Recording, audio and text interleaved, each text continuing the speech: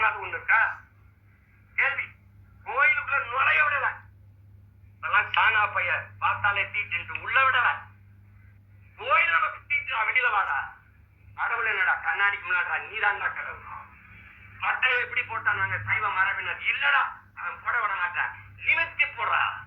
முட்டிக்கு கீழே வேட்டியை கட்டக்கூடாது. அந்த துணியை தூக்கி தலையில கட்டுறா. அவன் தான் புரட்சியாளன் இந்த மண்ணுல. என்னத்த மாற்றத்துல பண்ணீங்க நீங்க?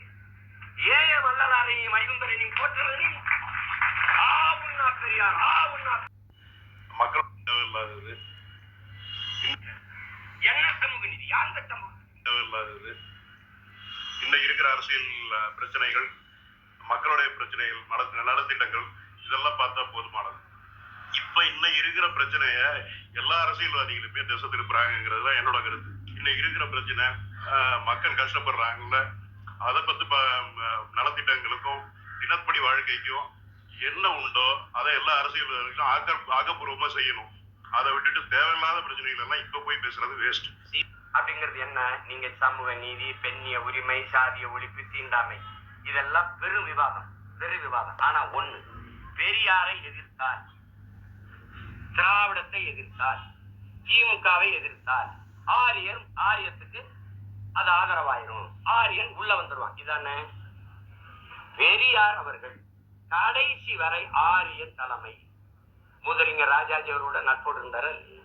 ஆரிய தனிப்பட்ட பெரியாரை பத்தி பேசினது மனசே ரொம்ப கஷ்டமா இருக்கு. ஆமா, அதுக்குரிய ஆதாரம் வந்து அவர் கரெக்டா காட்டியிருந்தாருன்னா நல்லா இருந்திருக்கும்.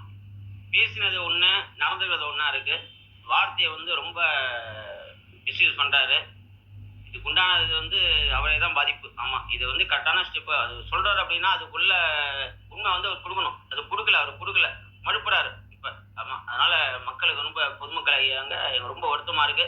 நாட்டு நிலைமை ரொம்ப மோசமா போயிட்டு இருக்கு. அதை பத்தி எல்லாம் கட்டுக்கல. தேவையில்லாத வார்த்தைகள் பேசி தேவையில்லாத மாட்டிக்கிறாங்க அரசியல்ல. ஆமா, பாட்டுலாம் நாளைக்கு இருக்க மாட்டாப்புல. ஒரு கவன ஈர்ப்புக்காகவே பேசக்கூடிய ஒரு மனுஷன்.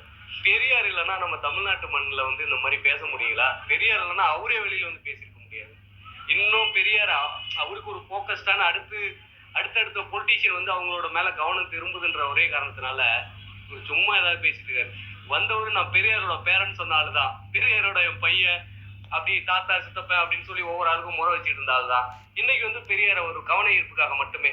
இப்ப விஜய்ல வந்துட்டாரு, அவருக்கான ஸ்பேஸ் கிடைக்காம போயிட போதுன்ற ஒரு பயத்தையும் பதட்டத்திலையும் பண்றாரு தவிர அவர் பிஜேபியோட பி டீம் தான் அவரு.